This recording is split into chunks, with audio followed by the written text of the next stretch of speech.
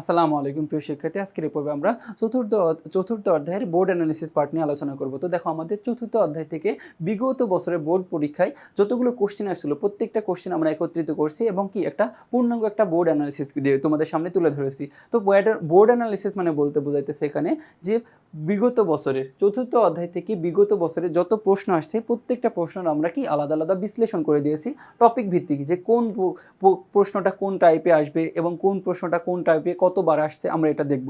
তো দেখো, জ্ঞানমূলক প্রশ্নটা আমরা জ্ঞানমূলক এখানে অনেকগুলো প্রশ্ন রাখছি, প্রায় 20টা প্রশ্ন আছে। দেখো 20টা প্রশ্ন 2017 সাল 15 সাল থেকে এখন পর্যন্ত 25 সাল পর্যন্ত যত পরীক্ষা আসছে এই পরীক্ষায় প্রশ্নগুলো আমরা তোমাদের সামনে তুলে ধরেছি। দেখো পরীক্ষা আমাদের একটা প্রশ্ন আছে, একটা প্রশ্নের পাশে কি বোর্ড দেওয়া আছে, এই প্রশ্নটা এই বোর্ডে কতবার আসছে, একবার আসছে, দুইবার আসছে না তিনবার আসছে। তো তোমরা দেখলেই বুঝতে পারবা যে তোমাদের জন্য কোন প্রশ্নটা ইম্পর্টেন্ট এবং কোন প্রশ্নটা একটু কম ইম্পর্টেন্ট।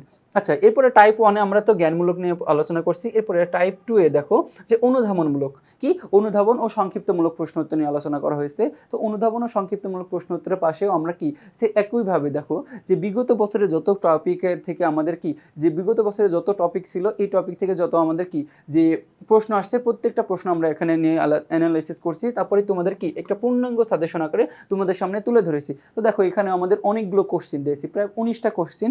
তো এই বোর্ডগুলোতে আমাদের যে 9টা 10টা বোর্ড আছে, এই 9টা 10টা বোর্ডে কি প্রত্যেক বছরই এই প্রশ্নগুলো এসেছে।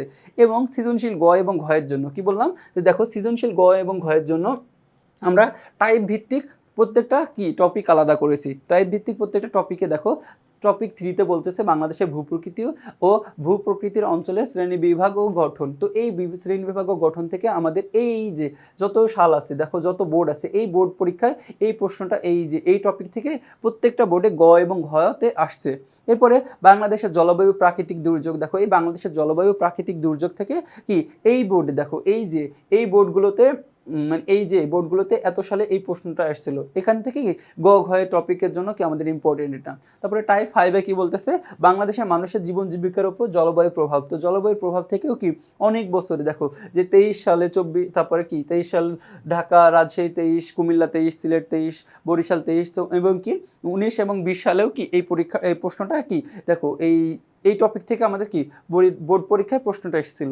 এরপরে টাইপ 6 দেখো সবচেয়ে কি ইম্পর্টেন্ট একটা টপিক, যে ভূমিকম্পের ধারণা ঝুঁকি মোকাবেলায় বাংলাদেশের প্রস্তুতি ও প্রয়োজনীয় পদক্ষেপ। তো এখান থেকে দেখো 19 সাল থেকে শুরু করে 25 সাল পর্যন্ত প্রায় প্রত্যেকটা বোর্ড পরীক্ষায় কি এই কোশ্চেনটা এসেছিল। তো এখান থেকে কোনো না কোনো টপিকে মানে কি গ অথবা ঘয়ের জন্য তোমার কি অবশ্যই এই প্রশ্নটা পাবা তোমার। তো এই গ ঘয়ের জন্য প্রশ্নটা দেখো আমরা তোমাকে যে অনেকগুলো প্রায় 6টা টাইপে ভাগ করে দিয়েছি এই অধ্যায়টাকে। এই 6টা টাইপের অধ্যায়ের মধ্যে থেকেই তোমাদের কি বিগত বছর বোর্ড পরীক্ষাগুলোতে এখান থেকেই কোশ্চেন আসে। তো এই কোশ্চেনগুলো তোমার যদি কি এই বোর্ড পরীক্ষা দেখো বোর্ড অ্যানালিসিসটা তোমার যদি কি পূর্ণাঙ্গ একটা ধারণা থাকে, তাহলে তুমি বুঝতে পারবা যে এই টপিক এই অধ্যায়ের কোন টপিকটা আমার জন্য ইম্পর্টেন্ট, কোন টপিকটা আমি একটু বেশি পড়বো, কোন টপিকটা একটু কি কম গুরুত্ব দেবো। তো দেখো আমরা তোমাদের সহায়তার জন্য একদম সম্পূর্ণ একটা বোর্ড অ্যানালিসিস তোমাদের সামনে তুলে ধরেছি। তো পরবর্তী তোমাদের সাথে আবার দেখা হবে। ততক্ষণ পর্যন্ত তোমরা সুস্থ থেকো, ভালো থেকো। আসসালামু আলাইকুম।